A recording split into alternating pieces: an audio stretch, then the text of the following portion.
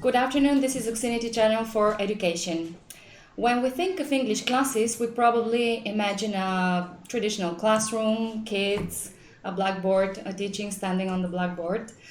Only a few of us would probably imagine some less traditional settings, such as, I don't know, taking a coffee and an English class all together, or why not, having a class over the or using the internet, like chatting with your teachers using online platforms. So today we're going to talk about the increasing presence of web classes or classes by video conference as an alternative to more traditional settings, and what is their potential and also challenges and opportunities. I'm here today with Rob Wiley in Barcelona and Graham Bell in Malaga. Hi guys. Hello. Hi, hello. My name is Radmila Gurkova, so let's get started. Maybe my first question will be for you, Rob, because when you started, like 5 years ago, 6 years ago? 5-6 years ago, long time ago. Yeah. Classes by video conference weren't the same as they are today. So what do you remember from the beginnings? Yeah, I remember everyone was a bit skeptical at the start. You know, like with anything new, I guess you've always got some doubts or some concerns. So I remember everyone thinking, well, how can we teach low levels and stuff like that? We had all these kind of questions. Yeah. But I think with time, both as teachers and the students have gained a lot more trust in the system. You know, I think it's something that is more and more frequent. So we've kind of we trust it a lot more. And as technology improves, obviously it's always changing. Then these things improve. I remember back at the start we were using Skype to begin with. So that was something that we don't use now. Obviously we use the Oxinity platform here, which allows us to share the material with the students live. So every time we change the screen, it will change for the students also. We have the chat option, which is very good, and you know, all the materials there in the system. So I think, as technology in the systems, the platforms improve, then we've all come around to the idea a lot more that we can teach online. Graham, your experience is quite the opposite because you when you started, you were teaching by video conference, and that was the mainly format of the classes that you taught. How was that? How different it was from what Rob explains? Very different. I actually remember when I was doing the course, the Oxbridge TEFL, our colleague Grathia had me in an office, and I was being assessed at the time, and the internet was non-fiber. The connection, I could hear the student quite similar to the scene in Wayne's World when he's trying to order the burger in a restaurant. It was all breaking through. I was having to deduct all the knowledge. But obviously moving on from that, I learned a lot about connection and where you have to be using fiber. And then that was the first challenge for me. I was already a qualified teacher, but there was nothing in my previous course that had taught me how to teach online. Yeah. So it was really intimidating. But you know, you get used to it, and and now it's second nature. When did you do your first course, your TEFL course, for the first time? What year was it? I did a CELTA, and I did that way back in 2016, I think. 2016. And and then I came to do the Oxbridge with this company last year. But in 2016, so it was in July. There was still no mention to web classes as such in your course? No. No.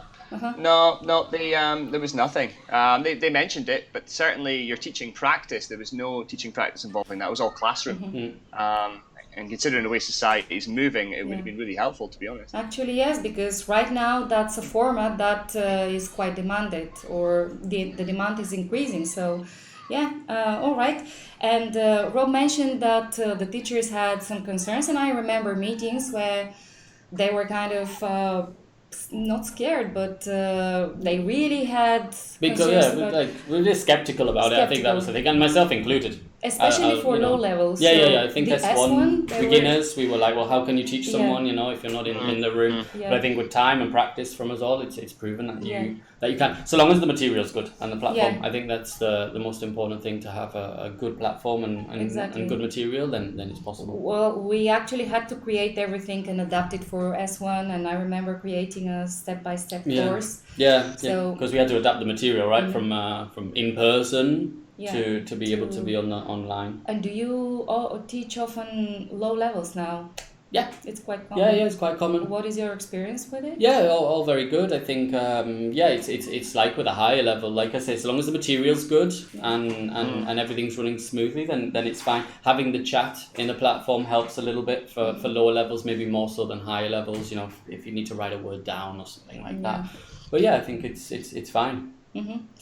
And what do you think about the main benefits of web classes, Graham? What would you say they are? From a teacher's perspective, I mean, you definitely cut down on your outspendings when you're in your room or in your office in your house. Or about transport, the opportunities to teach grow. You know, if you have a small window of time to teach, and you cut out the transport, then you literally can teach back to back. You can teach 4 hours back to back with a 3-minute gap. So your opportunities to earn definitely increase through online teaching for sure. And from the student's point of view, what would you point out? Yeah, it's the same for them. I mean, we're in a society now where no one has time to do anything. They're not even having families at the moment. So you're able to just fit it in your lunch break, or so I've even taught students in their car. You know, they've just pulled over and taken an hour's class on a journey somewhere. So the opportunities are vast. Yeah. We have to ask our students what's the weirdest place, the most weird place? The strangest place, they've ever had a class. Yeah, I've had a couple of cars. I've had one by the swimming pool as well, which made me a bit jealous. Yeah, they were on holiday. I did wonder why they were doing English class on holiday, but they were very motivated. So that's that was fine. Great. So regarding the material and the class dynamics, what are some challenges? Are there any difficulties with it? What do you need to face on every day? I think so. When we're creating the material, we need to be careful not to have just a game, for example. So something like a board game or something like that, which would work in a classroom. Maybe you can't use on the platform, but you can always adapt it and still use the material. Yeah. Okay, and any recommendations for the teachers in this regard? Yeah. For me, there's loads of things for amendments, just tiny little subtle things you have to do for online. Like when we're looking at images, just numbering them makes the massive difference. I always say I can't point at the student's screen from where I am. So having numbers, little ways to indicate things. A lot of it's to do with procedure, because applying the theory changes completely differently. It's totally different when you teach online. How does it change? Can you explain? Because that's a very interesting point, actually. Yeah, well, a lot of students, you know, we do the course, and Rob's done the course as well for a lot longer than me. We look at some of these methods like total physical response, or Suggestipedia, and these are things that you can bring realia with you to an in-person class. But you don't have that. If it's not loaded on the system for you to show the student, it's not there. So when you're preparing for a class or creating a class, you've got to just keep the basics of those theories in mind and just think, okay, well, how can I do this without taking anything with me? That's true. And that's how you create the class. So actually, this is we asked our teachers about their perception on web classes, and this was probably their main concern, that they don't have like direct contact with the students. Therefore, the social interaction is probably more limited. So in this situation, how can you still have a successful class even knowing that we're not physically with the student? I guess it's one of those things, isn't it? You kind of think, I lose the personal feeling, if you like, if I'm not in the classroom, and again, I was one of them. We all kind of thought that at the start, but I think you can still build up a rapport with someone online. Just because you're not in the same room with them doesn't mean you can't still have that personal kind of connection with them. Okay, so eventually it happens. Yeah. I think time management is what becomes the problem for kind of creating those relationships. And like, for example, if you've got an in-person class, you probably arrive a little bit earlier, you have a little bit of small talk before you start the class and a little bit afterwards on your way out the door. We don't have time for that in an online class. They've paid for an hour, oomph, let's go. Yeah. But you can use your quick questions at the start and you can shape them to help you to build a relationship with the students. What I learned to do, because I did pretty much predominantly online teaching for the last year, is use those quick questions to find out about them. Maybe a little open question to open the gate, and then a quick question, That's a very good advice, closed actually. question. Yeah. And that's how I got to build rapport with my students. Okay, excellent. Do we have more concerns, Rob, from Yes, teachers? well, some of the challenges that people have found, we've mentioned a little bit about materials not being adapted for online use, but about reading the students' body language. Sometimes maybe it can be a little bit more difficult online, but I think if you've both got a webcam, then it's not the end of the world.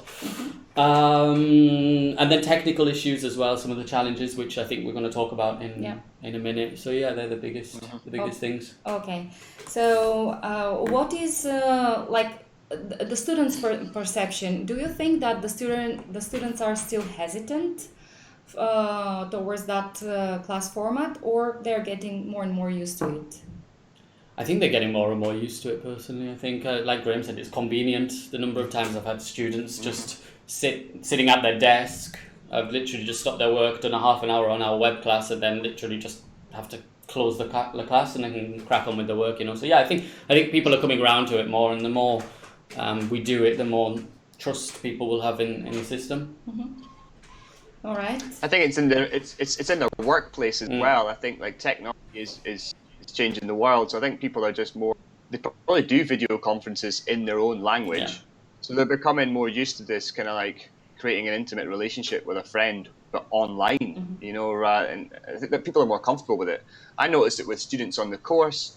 They come in to do the TEFL course with us, and in week 1, they feel really weird online. By week 4, second nature. We get used to it quickly. Yeah. I mean, I was exactly the same. I remember the first classes I had, even when I was speaking with friends, on Skype, I hated having the webcam on, whereas now I don't really care anymore. That fear has disappeared. Actually, we asked the teachers what their preference regarding in-person versus web classes was, and surprisingly enough, 60% of them, more or less, don't have a preference, so they don't mind teaching in-person and web classes. Maybe some of the newest teachers still would prefer the in-person format. But I think if you'd asked that sort of 3-4 years ago, then the percentage would have been completely different, and everyone would have said that they preferred in-person classes. But I think that's just with time, it's getting similar. In any case, does your preparation change for a web class dramatically from an in-person class? What do you think? In your case, Graham? Oh, for me, definitely.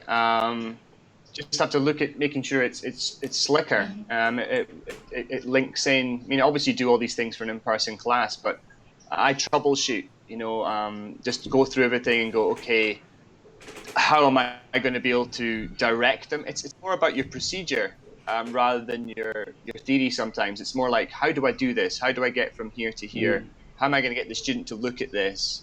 Because you don't have the same flexibility, do you, Rob? Yeah, that's exactly same. And I think Billy has mentioned something similar. So his knowledge of activities has to be better, and so he can link materials smoothly and keep to the time restraints. Autumn says her preparation is the same. So that doesn't change, which is fair enough. And then Erica as well, she usually has to have a think about how she can give a verbal clarification, because if she was in class, maybe she could draw a picture or whatever. So she prepares a link or something that she can send to the students to have a look at as well. But yeah. Okay, that is interesting. So I think it's just getting ready on how you're going to, like, when you come across a tricky word, in a topic activity or any activity, there are certain ways that you can explain that in person that you just can't do online, because you can't walk up, you can't point to things in the room because you're not in a physical space. So you have to prepare. It's like preparing your parachute a little bit differently for what if things start to go wrong. How do I fix it? And that's where you're a little bit more limited online. That's why I think the preparation changes the most. It's how do we prepare for the unexpected? If that makes any sense. But do you have the feeling that you still achieve the same objectives as Completely the same. I could do the same sort of class with a student online and a student in person. and the outcomes would be the same completely. Excellent. Yeah. Okay, so do we have any questions? Yeah, well, I've got some questions if you like. So Louisa said, how do you deal with technical issues with multiple students? So sometimes it's a little bit awkward if one student has got a problem, one doesn't. I think that's where our platform is very, very good, because we have the little name, the little symbol next to the name. So if there is a problem, you can, with one of the students, you can send them to the technicians, if you like, who then deal with the problem, and then we can kind of crack on with the class with the student who has the good connection. I think it doesn't happen too often from my experience, but I think you don't want to be wasting time spoiling the class for someone else just because someone's having problems. Fair enough. What do you do when one student is on time and you start the class, and then another student is late? Do you repeat it? It happens, and especially sometimes if you've got 3 students, then and then a third one comes. I guess it's kind of the same in person, though, right? You have a class and you'll start with. It happened to me this morning. I had 2 students, and then about 10 minutes into the class, another student came, and you can't then go back to the start and start again. Yeah. Sometimes if I'm studying sort of a structure, maybe I'll get the 2 students who've been there to maybe explain to the new student who's come in, something like that. So then trying to get them involved, but I certainly wouldn't go back to start just for the sake of one student. I've got in the past, I quite like to do it anyway in a class, but I use this when someone's late, is when I'm doing quick questions. I'm obviously asking the student the question. So when a student turns in late, I'll just get the student who's already been there to ask them. Yeah. Okay. Yeah. I find that works really. My biggest problem is definitely with the group classes you mentioned there. When you've got one student who's got the television on in the background, and you have to deal with them, or they're not using headphones, so they're getting a feedback loop. That's I think is where the biggest technical difficulties come online is group teaching. Yeah, that's my thing. That's the thing as well. And I think that's something that they are told before, because we do checks before, right, of their speed. And normally, actually, so at the time, it's not actually the speed of the internet that's the problem. It's maybe that they haven't got their headphones with them that day, or for whatever reason. So what about small talk? Since we have a lot of time restraints, many of the classes are for 30 minutes, as Billy, I think, mentioned that. So I guess that small talk has to be pretty much non-existent. I disagree. You disagree? Small talk is your open question. Is your quick questions. That is your small talk. Yeah. I can challenge. I think the quick questions at the start, they're challenging inversion and closed questions, and I can have a conversation with someone challenging their inversion and quick questions. I'm really sly. That's a great idea. Although it requires you have to be a fast thinker and experienced. But I like the idea very much. So, you use that part to just connect with students and create rapport. And excellent. Yeah. Do we have any? A question, if we're thinking about the web classes still. So, do you think that students have been satisfied with web classes? I would say I would say yes. Yeah. From the comments that reaches, yes, no problem whatsoever. The majority, exactly. Yeah, it would be fine.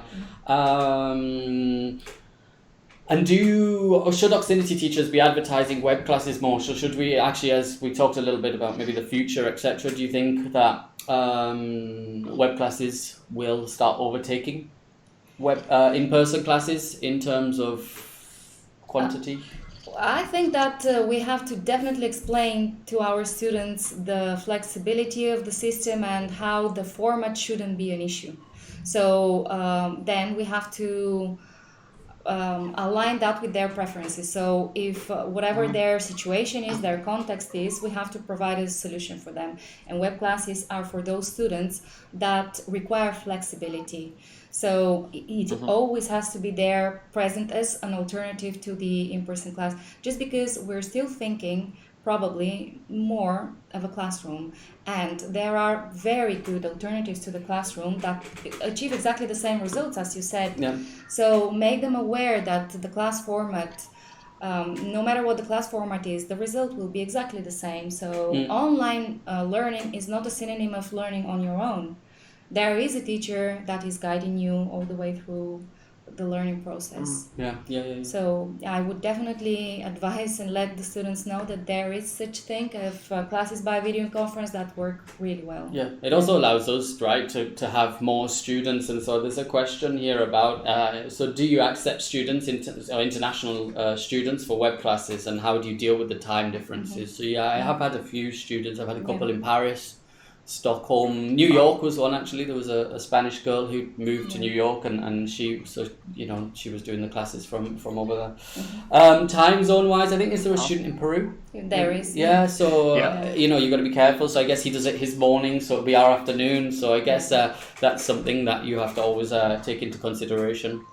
There is another thing though. We not only we have students that are in other continents, we have teachers that are in other places outside Spain. So, for instance, there is a teacher in Brazil, and she's in a different time zone. Therefore, and she teaches students from different time zones. So, let's say that format is actually has a very good potential, covering different time zones. That's one of the benefits actually. Yeah, but it allows us to do that. Go on, Graham. No, I was going to say, I think rural areas as well. There's not always a fantastic access to academies. Exactly. For some of these villages. I mean, I live in the south, and many little villages dotted around up in the mountains, and for them, access to an English teacher is very difficult, if not impossible. So that's the biggest market for me, is trying to get into them, because I can't get to them by car. No roads. You were in our previous chat. You were explaining about the fact that next year we will have 5G, and you were actually quite excited about. Tell us about it. Yeah. It appeals to my inner hippie. I mean, I moved to Spain last year in a van, and I loved it. And obviously, I stopped moving about in a van so I could work. Well, 5G launches next year, and from what they're saying is it's going to be as fast, if not faster, than some fiber.